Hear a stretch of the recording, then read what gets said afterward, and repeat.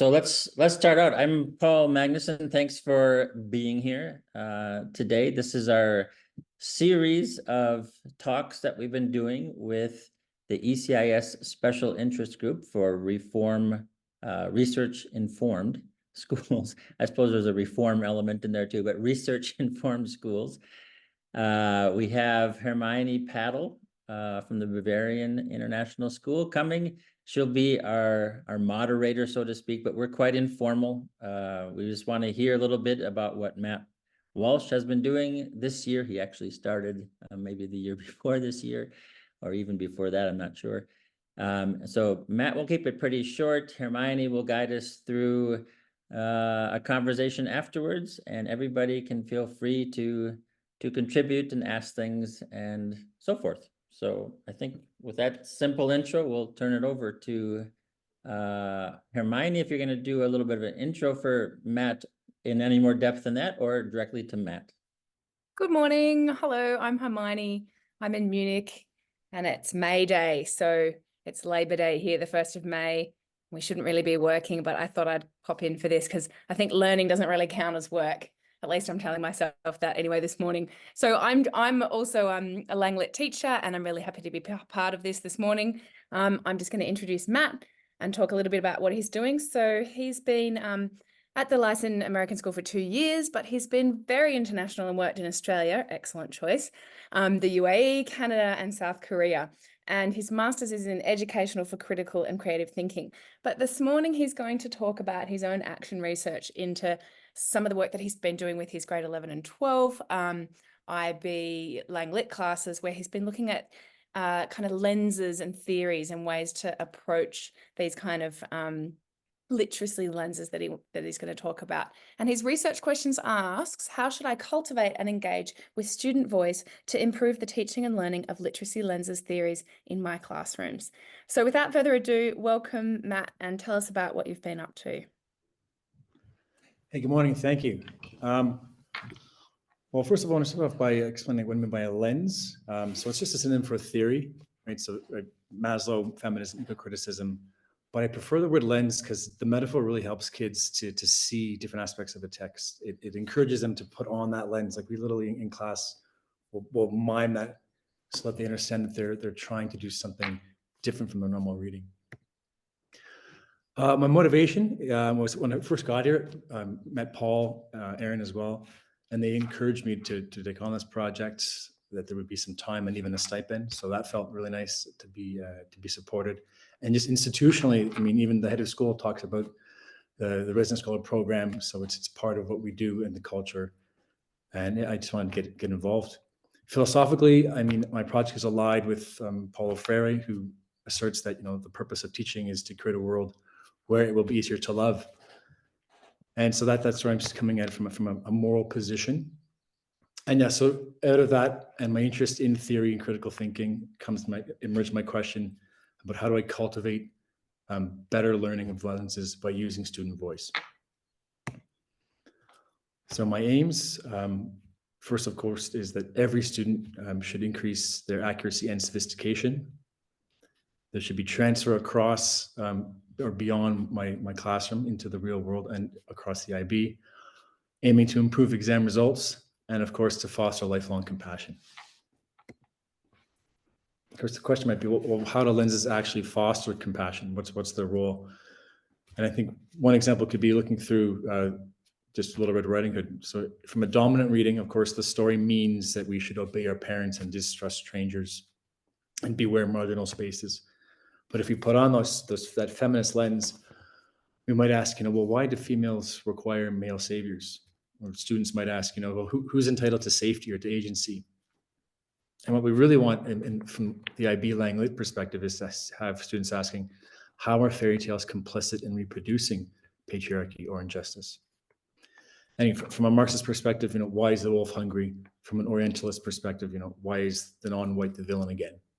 So these are different examples of how the lens can help us to sort of see that the minor character can become the major character, and we see their role and their perspective and hopefully have more empathy.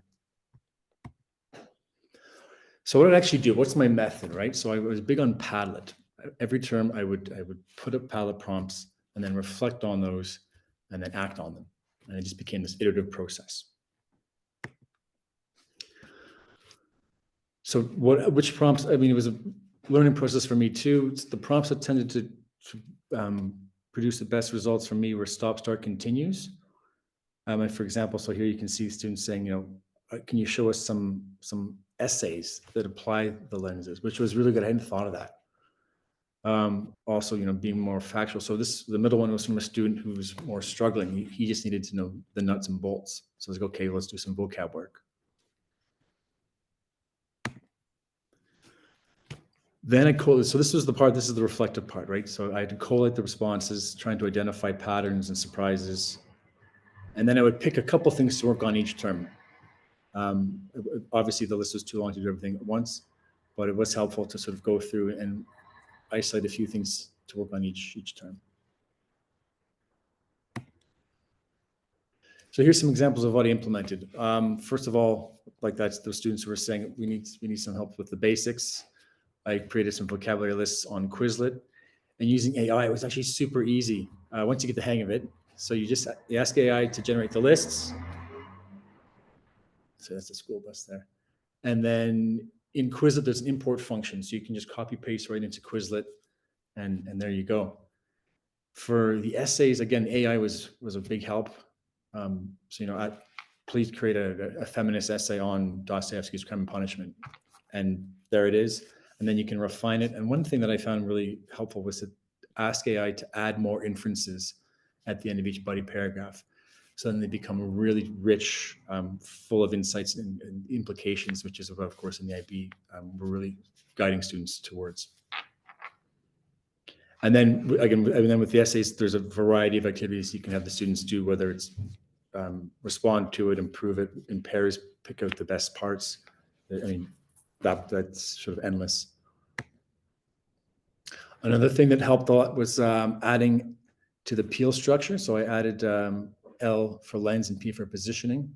And that was just to get the students in that habit of always trying to write with the lens, and also to provide me with evidence for that consistent feed forward. You want to say what peel is just once? Oh, pardon me. So that's a typical structure we use in English: point, evidence, explain, and link. And it's just it's a way to structure a paragraph. And I just want to read one of the students here, what they said. Applying Said's Orientalism lens, Save the Children is attempting to dismantle the sense of otherness separating the global north and south. Their utilization of a British child in order to characterize Syrian child refugees in a way the audience can relate to demonstrates the preconceived opinions of the target audience and how Save the Children is attempting to dismantle them. So obviously not all my students are operating at this level, but I was quite proud to see that this was pair work, that these two students were able to really, with accuracy and sophistication, apply the lens. So this is kind of by grade 12, this is what we're hoping to see most of the students working towards. But of course, the ongoing question was, how do I support a spectrum of abilities and motivations with this project? My context is I'm quite lucky the students are motivated generally. We're a boarding school, so if work doesn't get done, there's a series of carrots and sticks we can do to make sure that work gets done. Our attendance is almost 100%, which is fantastic. But I mean, nonetheless, some kids really love English, and some kids, have other interests. So the lens project, some of them didn't really get on board, and one of my challenges was to try and create that buy-in. So for the weaker students, we're really trying to work towards accuracy. So what was I working on? I mean, simplifying it, finding ways to connect it to the real world, differentiating, and the key verbs. So it would cluster around each lens, what words do we need to be using and what actions do we need to be thinking about, right? So when we're with Said's Orientalism, right, it's all about how does literature other or create the other or challenge the narrative of the other. And if I can get them using the verbs correctly, then I think that really helps them to think with the lens correctly. Sophistication is a bit easier. I mean, what happens is your really strong students run with it, and all they want to do is the lens. And so you've got to sort of pull them back and say that the lens is a tool, but it's not it's not our main focus here. And then being explicit with that, so teaching that to the students as well. Through this process, actually, I was surprised. So I experimented with mixed ability groups and same ability groups. And the same ability groups with the strong kids, they would produce some really special work. So, and then they would present it and the students would give me the feedback that we want more of that. So I made a habit of having the stronger kids work together and then sharing and modeling what they're able to do for their peers. So what would I do differently next time? Gather baseline data, because I don't know that I can measure my efficacy across time as effectively without that. I would create some kind of formalized portfolio so the students can track their own progress. And then all of their work on the lenses would put in the portfolio so that over time they could reflect on the progress and identify what they want to improve on. If some people are more into Marxism or into semiotics, let them run with that. I would try to make time to create more Kahoots. Kids love Kahoots. And I would find ways to more effectively challenge some of my students' aversion to certain lenses. And I'm wondering, does anyone have any suggestions for this? Like, I know some of our boys have a real antipathy towards like the feminist lens. And so part of my work is just getting them to buy into the idea that it's a tool worth exploring. If anyone does have a suggestion, please feel free to jump in at any time. Gosh, I mean, the only thing I would think of would be to just maybe go the other way. And like, I just watched this really funny satirical clip. Like, I'm sure you could get something where it's like really pro man. Do you know what I mean? Or they're just flipping it all on their head, and it's like, totally misogynist and awful. And in fact, there's a lot of comedians that do this and then unpack why that isn't feminist, why that's sort of not appropriate, why that's quite offensive. Do you know what I mean? Maybe you could go totally the other way. So you hook them in on. I mean, this actually happened in a class of mine. A student got up and made a speech about a comedian who was totally misogynist and awful. And we kind of all spent a bit of time unpacking what that was. And he did see a bit of the light in the end, although did still seem to think it was quite funny. But that might be a way to go with, just as an idea anyway. No, thank you so much. I don't use enough comedians in my class. That's a very rich resource, isn't it? Yeah, and I don't know if you're on TikTok, but there are loads on TikTok. You just get like a little snippet of them, and yeah, I mean, even I don't know what you can. I never remember what we can play at school, but there's heaps on Netflix too, and I'm sure you can find short little clips. Yeah. Anyway, are you done? I just wanted to 2 more slides. So lastly, the transfer of lenses beyond the English classroom, which was one of my aims. And here we've got students saying, yeah, I see links with global politics, with history. Got students saying the semiotics helps us to understand political messages and ads. And this was surprised me. One student said they're going to use the Freudian lens for mental health, self-assessment of mental health. So I mean, and this is what's interesting with the lenses, the kids take them where they want to and where they need to. So I was happy to see the applicability. And lastly, just my thank yous to my students, to Paul, Aaron, and Ian for the ongoing support, and to everyone here today for your time. Cheers.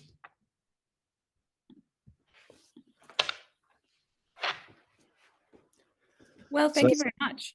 Yeah. So I did have a couple of questions. In fact, you answered just one of them right then, and that was like, how are you going to like get them to show this transfer? How are you going to get them to show that they've like taken the learning from your class into something else? But I thought that was really good.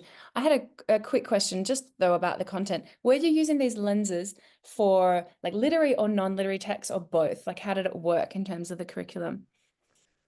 Both. So the question for the students becomes by grade 12, which lens is appropriate for which text?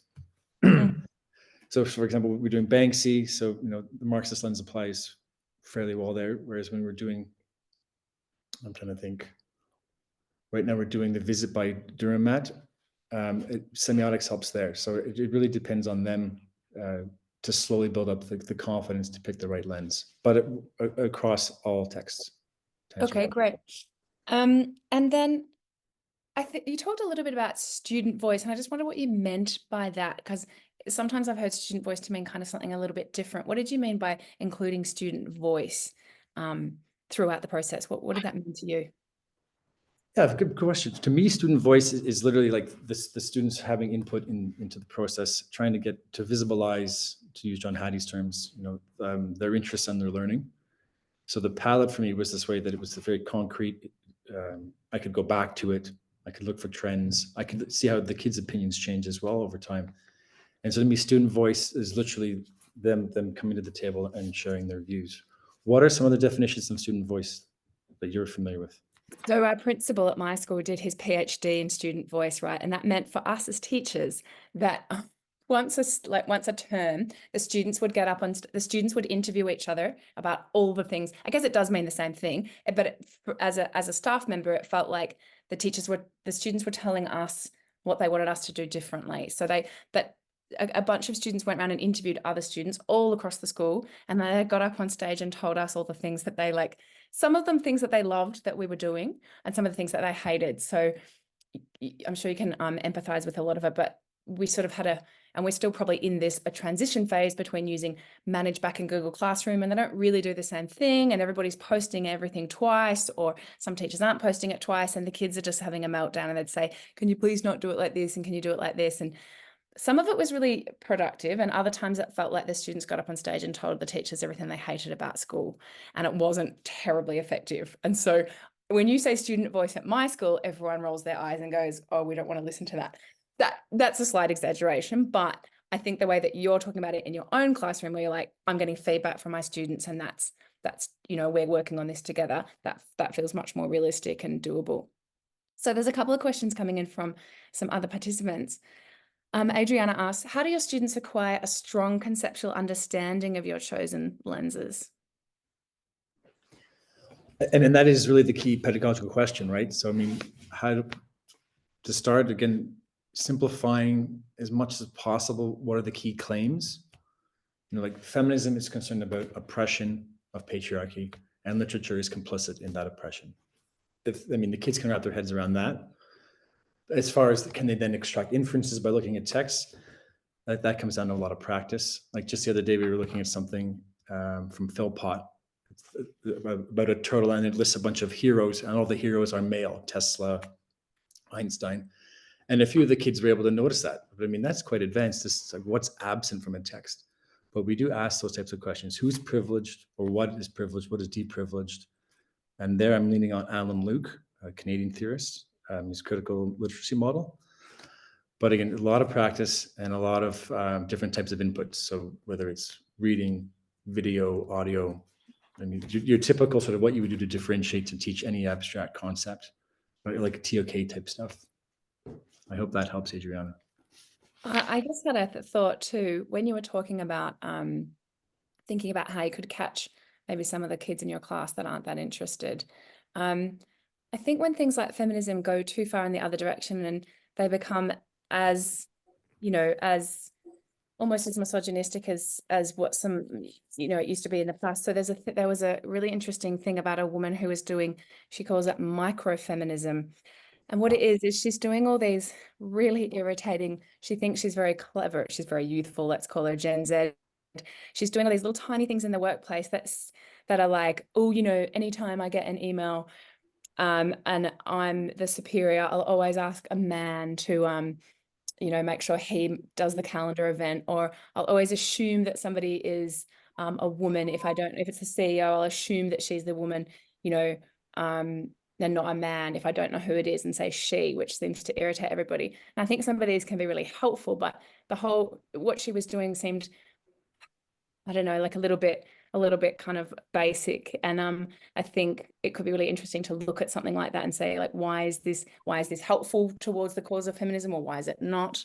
But yeah, Google microfeminism. It's quite interesting.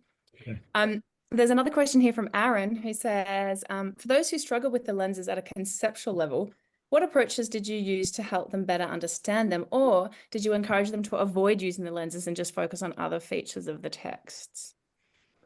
I never gave up. I never told them not to try. I have one student who stopped using it a couple months ago. The exams this month, and he's a weaker student. But everyone else is still, based on what I'm seeing from the practice exams they're submitting as of this week, They're accurate to an extent. They're accurate. Their sophistication is really where the variance is, and that's where you see the separation between whether they score a 4 to 5 in criterion A, if you're familiar with like the paper 1 rubric. But I think what different approaches the students like when I model it, to be honest. This is the teacher has the answer, which I don't like doing. I do it at the very start to model it, but as much as possible, I try to get the students to model it to each other, as I was saying earlier, with the stronger ones. But even students who are sort of, let's say, at a satisfactory level of understanding and conceptual understanding, they still are extracting great inferences now and then. And that's also shared in the classroom. And we do a lot of seminar style, sitting at big tables. And they celebrate each other's work. They will say, "Wow, that's awesome." They encourage each other. So I think the social dynamics of the classroom also really can feed into it in a positive, like a reinforcing positive loop. I feel like I really like the way you talked about the way that you used AI to kind of help you with this unit. Are there any other tips and tricks you can give us about how you used AI to like help with the teaching? I thought they were great. Well, thank you. And this is what we're all trying to figure out right now, isn't it? Those are the only two I've gotten. That's why I shared them in the slides, because I know that's something that we're all trying to work towards. I've heard that there's a way to get AI to make PowerPoints. I don't know which platform it is, and you can put in your different criteria. The school actually paid for me to access one of them, and it didn't work. So I think we might need a couple more years, but it's exciting. I agree. Yeah, I feel like the PowerPoint ones are really terrible. The only one I would give for you is there's a thing called Got Feedback.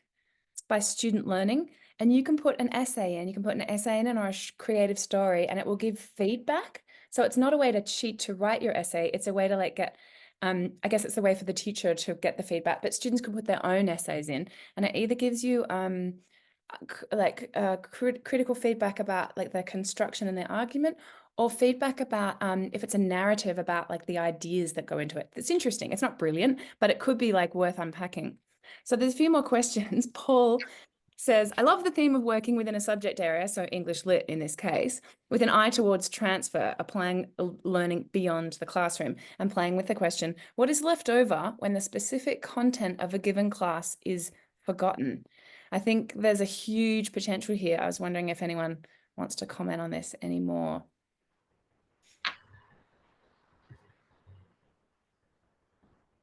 Yeah, do you want to say anything? I teach TOK as well, and I mean, we're always trying to find the overlaps with all the classes, right? And so if I can explicitly try and target that and have my contribution as an English teacher, I feel that we're fighting the good fight. Yeah, I agree, because I had a question about that, and I really think that it's hard to measure. I was going to be mean and say, how are you going to measure this transfer, because you put it in your aims. But I'm really interested in this kind of like the interdisciplinary nature of learning, because I think, in the MYP, the IB makes us do these really formalized units, but there is such a space for that transfer of learning that happens, but we don't really have a way of capturing it, like unless you hear another teacher talking about something, or you happen to be in their classroom while they're teaching it, we often don't know what we're all doing. Maybe can I comment? Sure. Yeah, so I'm also from the MYP program, and we're right now talking about the same thing, about the transfer. And I'm an EAL teacher, so from my perspective, actually, I have to make the transfer really explicit for my MYP students. And it also comes from like Geoff Petty. I went to his lecture, and he was saying that in the beginning, it's really important to make that transfer really explicit. And then through practice, students would internalize it. But I wonder, actually, maybe you can tell us a little bit more about how you scaffold the transfer, because some students might not, be able to really see the connections. So how do you help them to see the connections and, maybe scaffold it in the DP program? Well, that's something I could definitely improve on, to be honest. I think one thing, through class discussions, I would say, if you pick a text, where's the link with history, or where's the link across sciences? I'm always banging on sciences because I'm an English guy. And a lot of my kids love the sciences, or they love economics, which is not a science, as much as they think it is. And so we have these sort of banter debates, and that's more how I think I explicitly try and encourage them to make those connections. Does anyone else have other ideas? Maybe one more question. Do you work with other teachers on horizontal, like curricular articulation? We don't call it that, but a buddy of mine, Ian, we teach the same class. We're constantly collaborating. We're actually team teaching right now because the schedule allows for it. I wish there was more opportunities to do that. But at the same, I mean, I would say though, we make that choice as individuals. We're supported to do that, but our school, I think like every school I've worked at, we're operating in silos, and you have to make a point of getting out of those silos. Yeah, and people seem to be much more interested in vertical, articulation of the program as opposed to horizontal planning across the curriculum. Sarah's got a great question though. Is there scope for starting the process of understanding your lenses approach with younger students? Yeah, I mean, part of the literature review, my boss gave me a book, and it was designed right from grade 7. And then Ellen Luke was saying you can teach critical literacy in kindergarten. So I think it's about being creative and finding like where is your right pitch to provide stretch for your strong students, and then also just to give the basics to your weaker students. Does anybody have any experience teaching abstract stuff to little kids? I mean, even as parents? Well, I'll jump in there just because I asked the question. I I don't think I would ever have formalized it in the way that you have, which is just so impressive. It's really helped me to structure my thinking a little bit here, Matt. But in conversation with younger students, whether that was in assemblies or in class sessions or whatever, just looking through different lenses. And it was when you were talking about the feminist lens, as it were, that it struck me the most. What happens when we all try to look at things through different lenses? And so early middle years, being required to argue a point from a lens that we don't usually use, for example. And so with your example of perhaps boys who find it difficult to understand why they would be defending a feminist viewpoint, actually having to fight that argument is an interesting one. But even with, as you say, primary and kindergarten children in conversations with one another, in class discussions, in class circle, being able to change our lens on how we're viewing something. And that's really a lot of the work that, in building a community of belonging, or looking at diversity, equity, inclusion, and justice, that we struggle with as adults. The more we can bring in as children an understanding of, so how is the other person seeing this? And so your structuring of the various different lenses here has been really helpful to me, just to think it through. Thank you. Cheers. Thank you. All right. Do you feel you've got energy for a few more questions? Sure. If people have to head out, by all means, I realize So this we is the follow up with Holly because she's in the same school, and then she is talking about those lower grades or middle grades. Do you want to add anything, Holly? You've just said here you're about to introduce these lenses to your 8, 7, 8, 9s, and 10s. Yes, definitely. Thank you. I am inspired by this talk. It's been on my radar, and now I'm just kind of thinking through exactly like which lenses are appropriate for each text that I'm doing with 8, 9s, and 10s. I've also Matt has agreed to let me peek in on one of his classes, so I'm about to schedule that with him and try to kind of synthesize all of this together. But and the interesting thing is I think that we are doing a lot of lenses throughout 8th, 9th, and 10th here at LAS, but we are not using that terminology. And I think just adding the term lens and allowing students to realize that that's what they're doing will be a huge help for those who do decide to go the IB route. So Yeah. thank you, Matt, for You, this. Holly. That's awesome. I just want to reply to Ian's question here. Which lens do the kids connect with the most? Definitely Orientalism. Our kids are from all over the world. Most of them, well, maybe half from the global south. And they really enjoyed, I think, being given those tools allowed them to see something in a very new way. And I think that was exciting for them. The other one, of course, is psychology. And let me break that into Freud, Jung, and Maslow. Maslow's very easy for students to have success with. Freud is a minefield.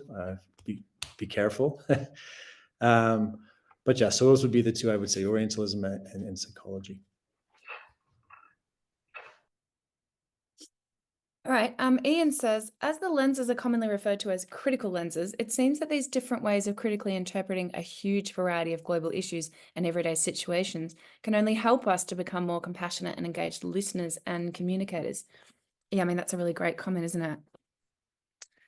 Yeah, I agree. And that's really where we're trying to head to, right? And that's what the idea is all about. Yeah, sorry, go ahead. I mean, No. Yeah, I agree. And I think being able to apply them, like when you said you students were thinking about how they transferred them beyond the classroom, and that you also teach TOK, so you're trying to get them to think about what a historian might think of these lenses, or how they might apply in a scientific case. I think that's so important for the students themselves to become these kind of thinkers that are thinking about everything in their vicinity with this critical lens on. All right. I agree. It's been a pleasure, everyone. Thank you for coming and for sharing. Excellent. Thanks, Hermione. Thanks, Matt. Thanks all of you who are here and for your questions in the chat and in the conversation. Those of you who might be listening to this who weren't here in real time, I hope that it's enjoyable and sparks some interest. I feel like one last general comment, as since this is coming from the ECIS Special Interest Group for Research Informed Schools. So what I notice as I'm listening is that Matt refers to then, so Matt has this project, right, which was like, has the stamp of approval from the school for the year. Holly did a project too with a team of 2 other people. They set it up as a team. And then there's other people across the school. But today, Holly and Matt are here as folks who have done action research as their professional development through the year.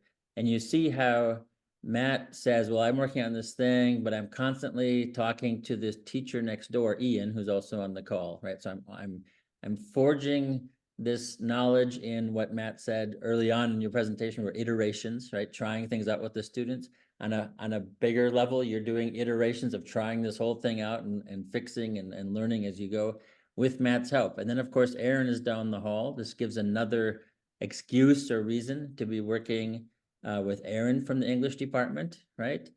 And it's just this nice, it's like a seed of growth or permission, I'm not sure how to put it, that grows organically, right? It's giving, in this case, within our school, this chance to grow ideas and try them out over time. And then, thanks to ECIS, it's giving us a chance to talk with other schools about this and develop just an ongoing conversation. And I'm sure, Matt, you more than all of us know that this conversation would never end. It's sort of the beauty of it. Same thing for the kids. You want them to take this idea of seeing things differently out into the world. I remember a philosophy professor I had as an undergrad. I was like, why are we studying philosophy, right? And he said, well, the goal of all philosophy is to see things differently, right? But it's not prescribing what kind of difference, just see things differently, get a different lens and really drop into it. Also occurs to me, and then I'll be quiet. It also occurs to me, these students are getting something at a very, very high level here. This is not just your typical high school class. This is really quite amazing. So thank you for all the work. Thanks, and then thanks everybody. Thank you, Paul. I think with that, we're done. So come in 2 weeks. We have one more session this year coming from a resident scholar here at LAS on simulations in the US grade 10 classroom. So that should be good. That's in 2 weeks. And Hermione. Before everyone goes, I just wanted to make a little sales pitch.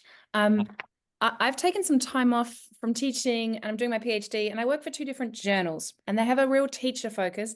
Both of them have a section on like practical strategies, and we would love to have any of you here in the audience or the speakers writing for us. So one of them's a British journal. It's the Curriculum Journal, and they have a new section that where I'm trying to promote that we just organized last year. It's 1,000 words, maximum 10 references, and it's about what teachers are doing in their classroom that relates to curriculum.